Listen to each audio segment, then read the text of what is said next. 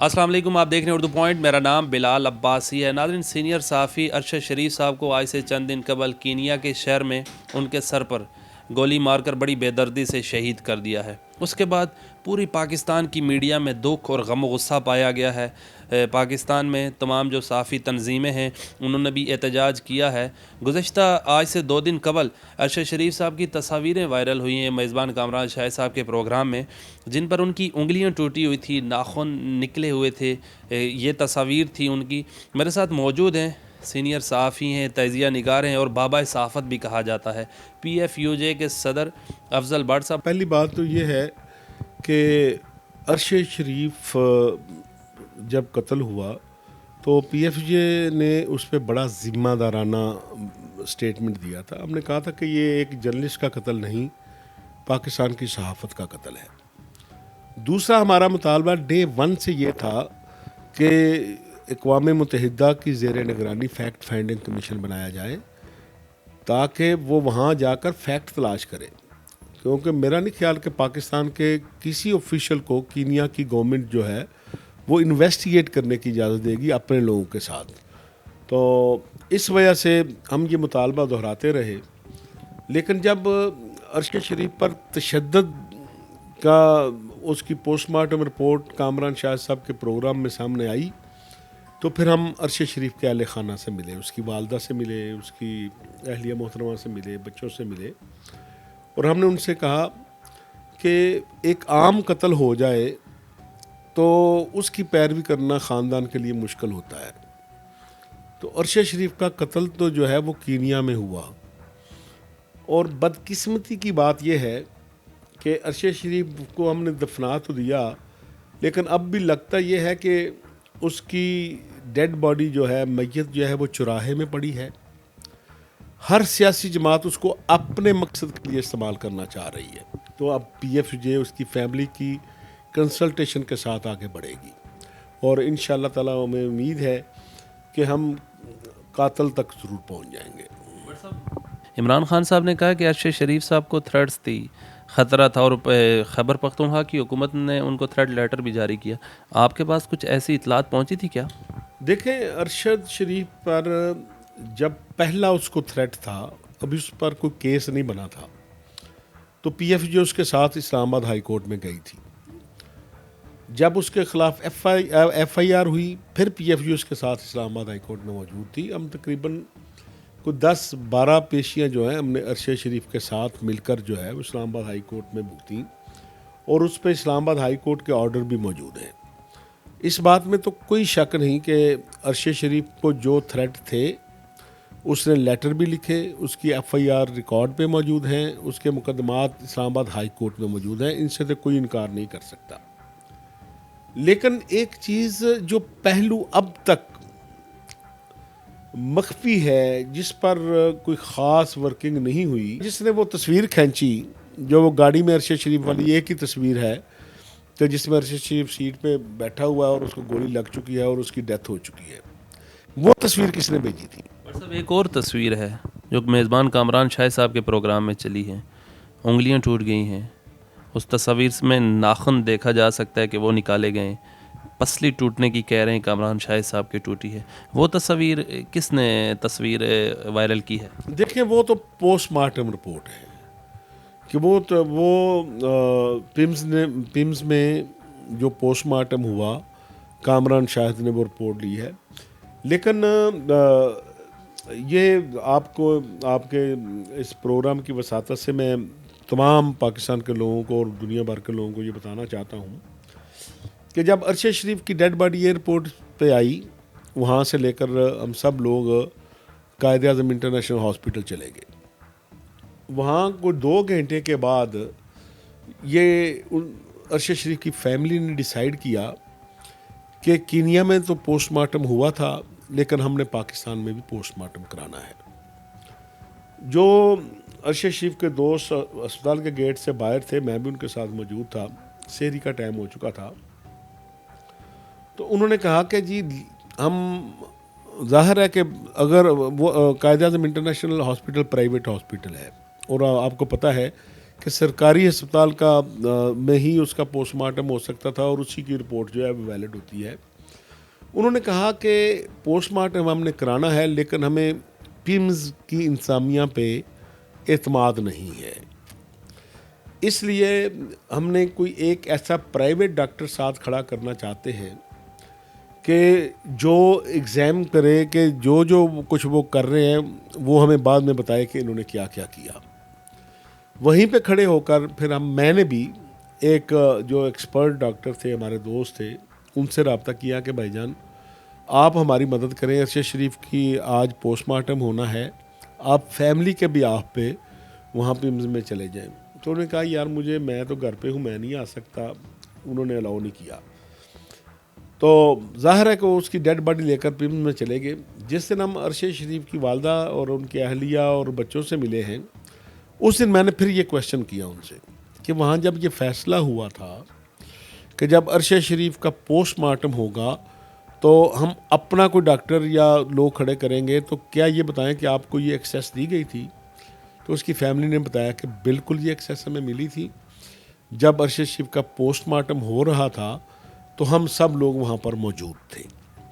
اور کامران شاہد نے جن چیزوں کی نشاندہی کی ہے وہ انہوں نے نوٹ کی ہوئی تھی کہ اس کے ناخن نکلے ہوئے تھے. تو ہم نے پوچھا کہ جی یہ چیز منظر عام پہ نہیں آئی, یہ تو کامران شاہد کے پروگرام کے ذریعے ہمیں پتہ چلا ہے اور بڑا تشویش ہے. اس سے ہماری نظر میں تو اس کا سارا رخ تبدیل ہو گیا ہے. تو ان کا یہ کہنا تھا کہ ہمارا یہ تھا کہ جب تک ویریفائڈ جو اس کی پوسٹ مارٹم رپورٹ ہے وہ ہمارے ہاتھ میں نہیں آتی, اس وقت تک ہم اس پہ کوئی بات کرنا نہیں چاہتے تھے. اس کے بعد پھر آپ نے بھی شاید دیکھا ہوگا کہ ماریہ میمن ایک بڑی اچھی رپورٹر ہے ایئر بائی کی, انہوں نے ایک پروگرام کیا اور اب تو وہ بات اور بھی ذرائع سے سامنے آ رہی ہے کہ کینیا میں جب اس کا پوسٹ مارٹم ہوا تو وہاں سے یہ کہا گیا ہے کہ انہوں نے جو ناخن نکالے تھے وہ اس کے ڈی این اے ٹیسٹ کے لیے نکالے تھے. وہ یہ اب بھی یہ کہہ رہے ہیں کہ وہ پوسٹ مارٹم رپورٹ یہ کہہ رہی ہے کہ تشدد نہیں ہوا تھا, وہ ناخن ہم نے نکالے تھے اس کے ڈی این اے ٹیسٹ کے لیے.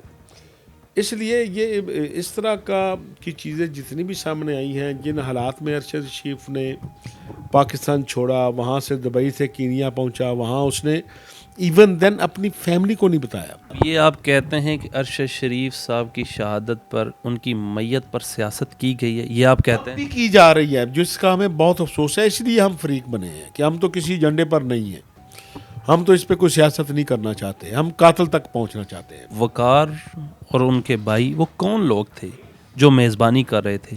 کس نے ان سے رابطہ کروایا تھا؟ میں نے ارشد شریف صاحب کے بڑے قریبی دوستوں سے بات چیت کی, انہوں نے کہا کہ ہمیں ارشد شریف صاحب ہر بات بتاتے تھے, لیکن انہوں نے مجھے نہیں بتایا یہ وقار لوگ کون ہیں. نہ آج تک ہم نے سنا ان کے ایک دوست ہیں, بات چیت ہوتی رہی. کچھ اس بات تک پہنچے ہیں کہ آپ کہ وہ وقار اور ان کے بھائی کون ہیں؟ دیکھیں ان کی فیملی تو انہیں نہیں جانتی, نہ ان کی اہلیہ جانتی ہے, نہ ان کی والدہ جانتی ہیں, اور بقول ان کے نہ کبھی ان کی ارشد کے وہاں جانے کے بعد بات ہوئی ہے. ٹھیک ہے, اس لیے میں جو بار بار بات کر رہا ہوں کہ اصل معاملہ یہ ہے کہ خرم غائب کیوں ہے. اگر وہ اس کے ساتھ ارشد شریف کے ساتھ گاڑی میں بیٹھا ہوا تھا, ارشد شریف کا دوست تھا, یا وہاں اس کے پاس ارشد 2 ماہ سے رہ رہا تھا, تو وہ کینیا کی پولیس نے تو اپنا پوائنٹ آف ویو دیا جو اور راستے سے, کینیا کی گورنمنٹ کے راستے سے ہم تک پہنچا ہے.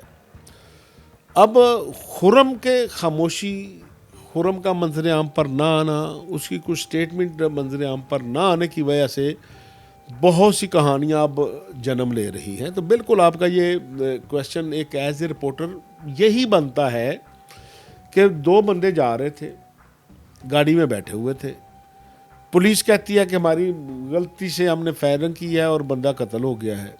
یہ پولیس نے لیفٹ سائڈ پہ ہی فائر کیا اور پولیس کا ورژن تو آ گیا. اب جو ساتھ بندہ بیٹھا ہوا تھا اس کی سٹیٹمنٹ اخبار کی بھی ضرورت ہے, خبر کی بھی ضرورت ہے, اور کیس کی بھی ضرورت ہے. اس میں بڑی انٹرسٹڈ بات ہے, وہ جو خرم صاحب نے وقار صاحب کو کال کی کہ یہ حادثہ ہو گیا اور انہوں نے کہا کہ فائر لگا ٹائر میں, اور ویل پر گاڑی چلتی گئی 45-50 کلومیٹر تک. کامن سینس کی بات ہے کہ V8 چل سکتی ہے. اب پتہ نہیں آپ کو یہ بات کس نے بتائی ہے کہ خرم نے اپنے بھائی کو کال کیا. آپ ویسے میں آپ سے یہ پوچھتا ہوں آپ کو یہ بات کس نے بتائی؟ یہ میڈیا پہ چل رہی ہے نا. جب فائر ہوا تو خرم نے اپنے بھائی کو کال. جو ہمارا ایک جرنلسٹ دوست ہے جس نے سب سے زیادہ اس پہ لکھا سوشل میڈیا پہ, سب سے زیادہ وی لاگ کیے, مجھے اس نے پہلے دن یہ بات بتائی. میں نے اور میرے ساتھ سے میرے سیکرٹری جنرل تھے ارشد انصاری صاحب کی آپ تصدیق کر رہے ہیں کہ ہم نے ان سے پوچھا کہ یہ بتائیں یار کہ آپ یہ سب کچھ ہم کر رہے ہیں لیکن کوئی خرم کے بارے میں تو بتائیں کہ وہ کیا کہتا ہے. کہتا ہے جی خرم نے جب یہ واقعہ ہوا تو خرم نے اپنے بھائی وقار کو کال کی. اس نے کہا بھائی ہماری گاڑی پہ فائرنگ ہو گئی ہے. اس نے کہا کہ آپ نے گاڑی روکنی نہیں ہے, میں دوسری گاڑی پیچھے بھیج رہا ہوں اور آپ فارم ہاؤس کی طرف چلے جائیں. اسی جرنلسٹ نے ہمیں بتایا کہ 7-8 منٹ بعد خرم نے دوبارہ وقار کو کال کی کہ بھائی ارشد بات نہیں کر رہا, لگتا ہے یہ قوموں میں یا فائرنگ ہونے کی اس کو کی وجہ سے اس نے نہیں بتایا کہ اس کو گولی لگ چکی ہے. اس نے کہا جی ارشد بات نہیں کر رہا, بالکل خاموش ہو گیا ہے, میں بلا بھی رہا ہوں بات نہیں کر رہا. اس نے کہا کہ جی آپ گاڑی بھگائیں.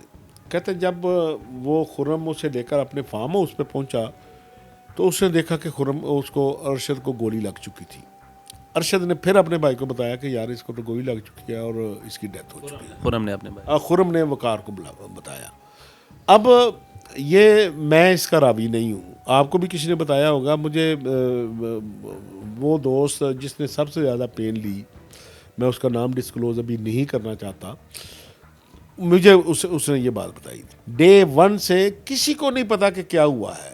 لوگوں نے ملزم بھی نامزد کر دیے, لوگوں نے سزا بھی سنا دی, ایک بیانیہ بنا لیا, ٹھیک ہے, پھر کاؤنٹر بیانیہ چلنا شروع ہو گیا. پھر ہر حوالے سے کسی نے یہ نہیں کہا کہ یار اس قسم ارشد کی لاش کو نوچ رہے ہیں, یہ اس کو نوچا جا رہا تھا.